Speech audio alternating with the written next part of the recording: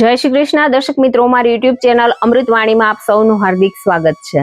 આજે આપણે આ વિડીયોમાં એકાદશી નિમિત્તે સાંભળીશું ગીતાજીનો પહેલો અધ્યાય અર્જુન વિષાદ યોગ અને તેના મહાત્મ્યની કથા। જે મનુષ્ય નિત્ય ગીતાજીના આ અધ્યાયનું શ્રવણ કરે છે તેને શું ફળની પ્રાપ્તિ થાય છે તે સાંભળીશું। શ્રી કૃષ્ણના મુખેથી નીકળેલી વાણી એટલે ગીતાજી। તેને વેદ વ્યાસજીએ અલગ તારવીને આપણને ગીતાજીનો ગ્રંથ આપ્યો છે, જેને સાંભળવાથી આગલા અને પાછલા જન્મના પાપો બળીને નષ્ટ પામે છે અને અંતે મોક્ષ ગતિને પામે છે। અને જે મનુષ્ય ગીતાજીના અધ્યાયનું શ્રવણ કરે છે અને જીવનમાં ઉતારે છે તેને ધર્મ, અર્થ, કામ અને મોક્ષની પ્રાપ્તિ થાય છે। જો આપને મારો વિડીયો પસંદ આવે તો ચેનલને લાઈક, શેર અને સબસ્ક્રાઇબ કરો, જેથી નવા આવનારા વિડીયોના નોટિફિકેશન તમને મળતા રહે અને મારા વિડીયો આપ સુધી તુરંત પહોંચી શકે। ધન્યવાદ। અધ્યાય પહેલો, અર્જુન વિષાદ યોગની પૂર્વ ભૂમિકા। 12 વર્ષનો વનવાસ તેમજ 1 વર્ષનો અજ્ઞાતવાસ પૂર્ણ કરીને પાંડવો હસ્તિનાપુર આવ્યા અને પોતાનો રાજભાગ માંગ્યો। દુર્યોધને 100ની અણી જેટલી પણ ધરતી આપવાની ના પાડી દીધી। પરિણામે મહાભારતના યુદ્ધની તૈયારીઓ થવા માંડી। મહર્ષિ વેદવ્યાસને ધૃતરાષ્ટ્ર પર ગાઢ સ્નેહ હતો। તેમણે ધૃતરાષ્ટ્રને પૂછ્યું, જો તમે યુદ્ધ જોવા ઈચ્છતા હો તો હું તમને દિવ્ય દ્રષ્ટિ આપું? ધૃતરાષ્ટ્રે કહ્યું કે આંખે આંખું મેં અંધાપો ભોગવ્યો છે, હવે દ્રષ્ટિ પ્રાપ્ત કરી સંહાર શા માટે નિહાળવો? પણ યુદ્ધના સમાચાર સાંભળવા મારું મન સદાય વ્યગ્ર રહેશે। વ્યાસજીએ કહ્યું કે હું આ સંજયને દિવ્ય દ્રષ્ટિ આપું છું। યુદ્ધનો સંપૂર્ણ વૃત્તાંત અને યોદ્ધાઓની વાતચીત તે નિહાળી શકશે અને સાંભળી શકશે। તે તમને યુદ્ધની વિગતો સંભળાવશે। મહાભારતનો સંગ્રામ સંજયે ધૃતરાષ્ટ્રને સંભળાવ્યો। શ્રી કૃષ્ણ ભગવાને યુદ્ધ સમયે અર્જુનને આપેલ ઉપદેશ એટલે શ્રીમદ ભગવદ્ ગીતા। અધ્યાય પ્રારંભ। ધૃતરાષ્ટ્રે પૂછ્યું કે હે સંજય, તીર્થભૂમિ કુરુક્ષેત્રમાં એકત્રિત થઈને યુદ્ધની આકાંક્ષાવાળા મારા અને પાંડુના પુત્રોએ શું કર્યું? સંજયે કહ્યું કે હે રાજન, પાંડવ સૈન્યને વ્યૂહમાં ગોઠવાયેલા જોઈને રાજા દુર્યોધન આચાર્ય દ્રોણ સમીપ જઈને ગંભીર વચનો કહે છે કે હે ગુરુવર્ય, આપના બુદ્ધિશાળી શિષ્ય દ્રુપદ પુત્ર ધૃષ્ટદ્યુમ્ને વ્યૂહપૂર્વક ગોઠવેલી આ પાંડવોની મોટી સેના નિહાળો। પાંડવોની આ સેનામાં મોટા મોટા શૂરવીરો છે, જેમના ઘણા મોટા મોટા ધનુષ્યો છે। વળી તેઓ યુદ્ધમાં ભીમ અને અર્જુન જેવા છે। સાત્યકી, રાજા વિરાટ, મહારથી દ્રુપદ, ધૃષ્ટકેતુ, ચેકિતાન તથા પરાક્રમી કાશીરાજ પણ છે। પુરુજીત, કુંતીભોજ તથા મનુષ્ય શ્રેષ્ઠ શૈલ્ય પણ છે। પરાક્રમી યુદ્ધામન્યુ અને ઉત્તમોજા પણ છે। સુભદ્રાનો પુત્ર અભિમન્યુ તેમજ દ્રૌપદીના 5 પુત્રો પણ છે। આ સર્વે મહારથીઓ છે। કૌરવ સૈન્યના મહારથીઓ, હે દ્વિજોત્તમ, જેઓ આપણા પક્ષે મુખ્ય છે તેમના પર પણ નજર માંડો। આપની જાણકારી માટે મારા સૈન્યના જે મુખ્ય નાયકો છે તેમના વિશે હું કહું છું। આપ અને ભીષ્મ પિતામહ, કર્ણ, સંગ્રામ વિજયી કૃપાચાર્ય તેમજ અશ્વસ્થામા, વિકર્ણ, સોમદત્તનો પુત્ર ભૂરિશ્રવા વગેરે છે। અન્ય મોટા શૂરવીરોએ મારા માટે પ્રાણેશાનો પણ ત્યાગ કર્યો છે। આ સર્વે અનેક પ્રકારના અસ્ત્ર શસ્ત્ર ચલાવનારા છે તથા યુદ્ધ કળામાં અતિ પારંગત છે। છતાંય આપણું આ સૈન્ય અપૂરતું અને અસમર્થ જણાય છે, કારણ કે આપણા સૈન્યના સેનાપતિ પિતામહ ભીષ્મ તેમના પક્ષપાતી છે। પાંડવ સૈન્ય પૂરતું અને સમર્થ જણાય છે, કારણ કે તેમના સેનાપતિ સ્વયં ભીમસેન નિજ સૈન્યના પક્ષપાતી છે। દુર્યોધને બાહ્ય દ્રષ્ટિથી પોતાના સૈન્યના મહારથીઓને કહ્યું કે આપ સર્વે સઘળા મોરચાઓ પર પોતપોતાના સ્થાને દ્રઢતાપૂર્વક સ્થિર રહીને ભીષ્મ પિતામહનું જ ચારે બાજુથી રક્ષણ કરો। મહારથીઓનો પ્રચંડ શંખનાદ। દુર્યોધનના અંતરમાં હર્ષ પ્રગટાવતા કૌરવ વૃદ્ધ પ્રભાવક ભીષ્મે સિંહ ગર્જના કરીને શંખનો પ્રચંડ નાદ કર્યો। ત્યારબાદ શંખ, નગારા, ઢોલ, મૃદંગ, રણશિંગા એક સાથે વાગ્યા, જેથી ભારે ભયંકર નાદ ઉત્પન્ન થયો। ત્યારબાદ શ્વેત અશ્વવાળા રથ ઉપર આરૂઢ થયેલા લક્ષ્મીપતિ ભગવાન શ્રી કૃષ્ણ અને પાંડુપુત્ર અર્જુને પણ દિવ્ય શંખોનો ધ્વનિ કર્યો। ભગવાન શ્રી કૃષ્ણે પોતાનો પંચજન્ય, અર્જુને દેવદત્ત તેમજ ભયાનક કર્મ કરનારા વૃકોદર ભીમસેને પૌંડ્ર નામનો મહાશંખ વગાડ્યો। કુંતીપુત્ર રાજા યુધિષ્ઠિરે અનંત, વિજય, નકુળ અને સહદેવે સુઘોષ તેમજ મણિપુષ્પકના નામના શંખ વગાડ્યા। હે રાજન, શ્રેષ્ઠ ધનુષધારી કાશીરાજ અને મહારથી શિખંડી ધૃષ્ટદ્યુમ્ન અને રાજા વિરાટ, અજય સાત્યકી, રાજા દ્રુપદ અને દ્રૌપદીના 5 પુત્રો તેમજ આજાનબાહુ સુભદ્રા પુત્ર અભિમન્યુએ સર્વે દિશાઓમાં ભિન્ન ભિન્ન શંખોનો નાદ કર્યો। પાંડવ સૈન્યના ભયંકર શંખ નાદે નભ અને પૃથ્વી ગજવીને અન્યાયપૂર્વક રાજ્ય હડપી જનાર દુર્યોધન આદિના હૃદય કંપાયમાન કરી દીધા। બે સેનાઓ વચ્ચે રથ લઈ જવા સૂચના. હે મહીપતિ ધૃતરાષ્ટ્ર, શસ્ત્રારંભ થાય તે પૂર્વે જ અન્યાયપૂર્વક રાજ્યને ધારણ કરનારા રાજાઓ અને તેમના મિત્રોને વ્યવસ્થિત રૂપે સામે ઉભેલા જોઈને કપિધ્વજ પાંડુપુત્ર અર્જુને પોતાનું ગાંડીવ ધનુષ ઉપાડ્યું અને અંતર્યામી શ્રી કૃષ્ણને કહ્યું કે હે અચ્યુત, યુદ્ધની આકાંક્ષા રાખનારા યોદ્ધાઓને હું બરાબર નિરખી ન લઉં ત્યાં સુધી મારા રથને બંને સેનાઓના મધ્યમાં ઉભો રાખો, જેથી મારે કોની સાથે યુદ્ધ કરવું યોગ્ય છે તે હું જોઈ લઉં.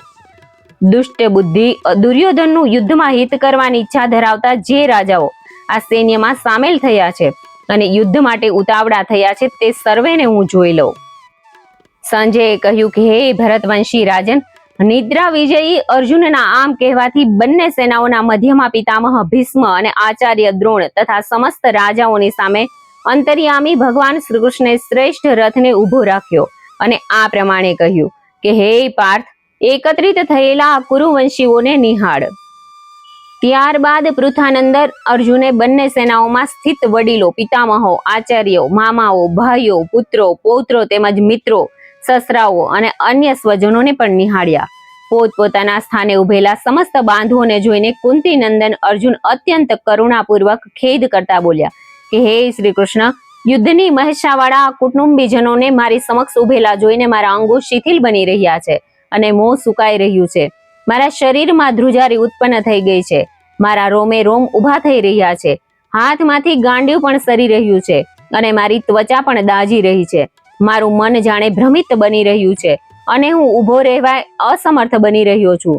હે કેશવ, મને શુકન પણ વિપરીત જણાય છે અને યુદ્ધમાં સ્વજનોને હણવામાં મને કોઈ લાભ જણાતો નથી.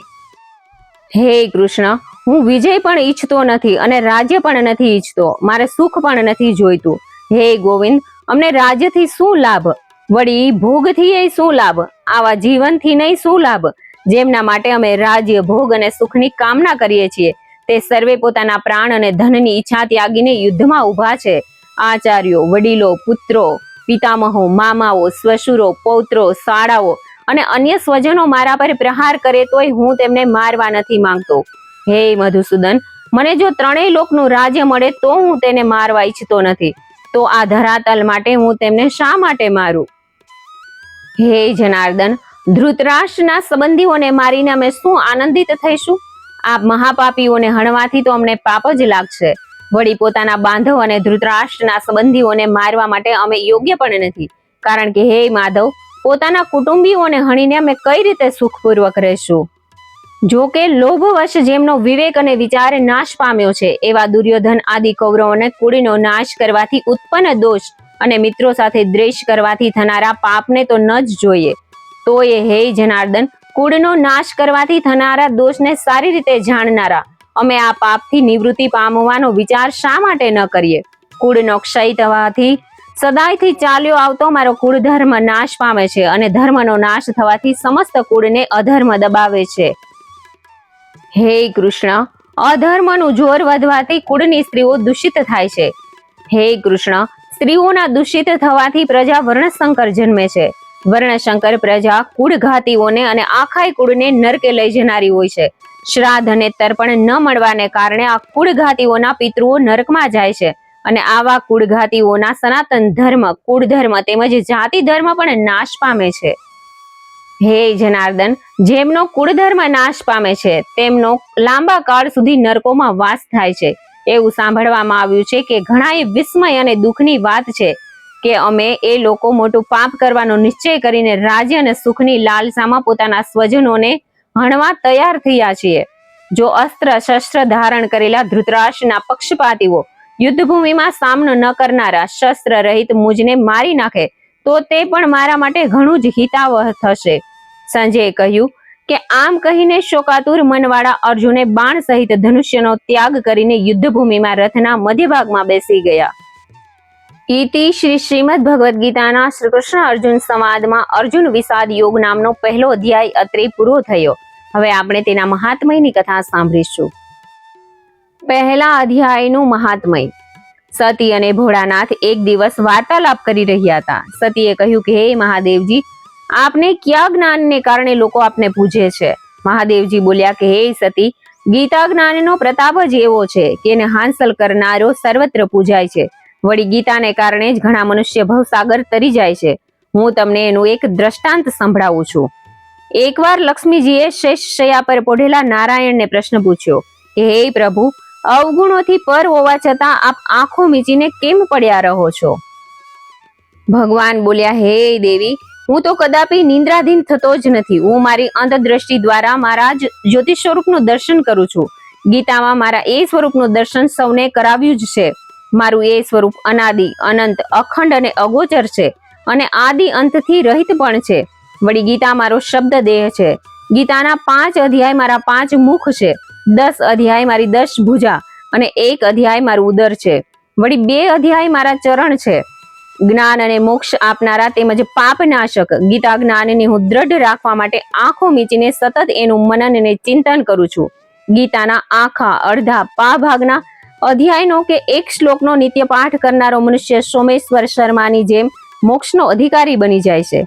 લક્ષ્મીજી બોલ્યા કે હે પ્રભુ, આ સોમેશ્વર શર્મા કોણ છે અને તે કેવી રીતે મોક્ષ પામ્યો? શ્રી હરિએ કહ્યું કે એક શુદ્ર હતો. તેણે એક બકરી પાડી. બકરી રોજ જંગલમાં ચરવા જતી. એક દિવસ બકરીને સર્પ કરડ્યો ને તે મૃત્યુ પામી. બીજે જન્મે તે બળદ રૂપે અવતરી. એક અપંગ ભિખારીએ આ બળદને ખરીદ્યો. તે રોજ સવારે આ બળદ પર બેસીને ભીખ માંગવા જતો. ભીખમાં જે મળે તેનાથી કુટુંબનું ભરણ પોષણ કરતો. તે બળદને પૂરતું ઘાસ નહોતો નીડતો. પૂરતું પોષણ ન મળવાથી બળદ દુબળો થતો ગયો અને એક દિવસ રસ્તામાં તે ઢળી પડ્યો. તેના પ્રાણ ન નીકળ્યા. તે અત્યંત પીડાવા લાગ્યો. માર્ગમાં જતા આવતા લોકોએ દયા ખાઈને પોતાના પુણ્ય કર્મોનું ફળ અર્પણ કર્યું. તો એ બળદનો છુટકારો થયો નહીં.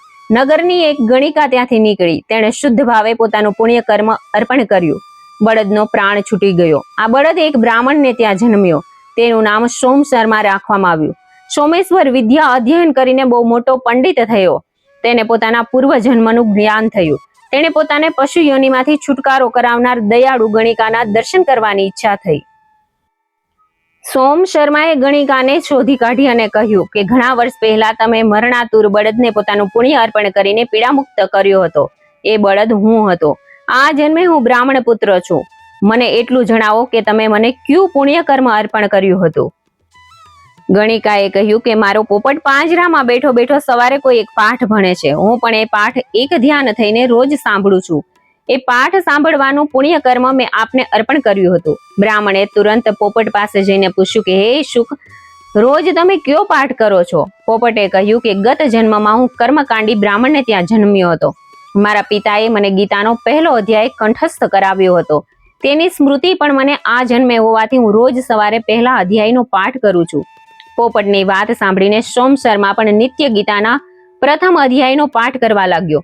આમ બ્રાહ્મણ, પોપટ અને ગણિકા ત્રણેય જણ શ્રીમદ ભગવદ્ ગીતાના પહેલા અધ્યાયનો પાઠ કરી વૈકુંઠમાં ગયા. હે દેવી, ગીતાના અધ્યયન અને પઠન પાઠન મનુષ્યને વૈકુંઠ પામે છે. હે સતી, નારાયણ લક્ષ્મીજીને આ દ્રષ્ટાંત સંભળાવી પુનઃ ચિંતનમાં લીન થયા. પદ્મ પુરાણના ઉત્તરાખંડમાં ગીતા મહાત્મયનો પહેલો અધ્યાય અત્રે પૂરો થયો. જય શ્રી કૃષ્ણ. મને સાંભળવા માટે ધન્યવાદ.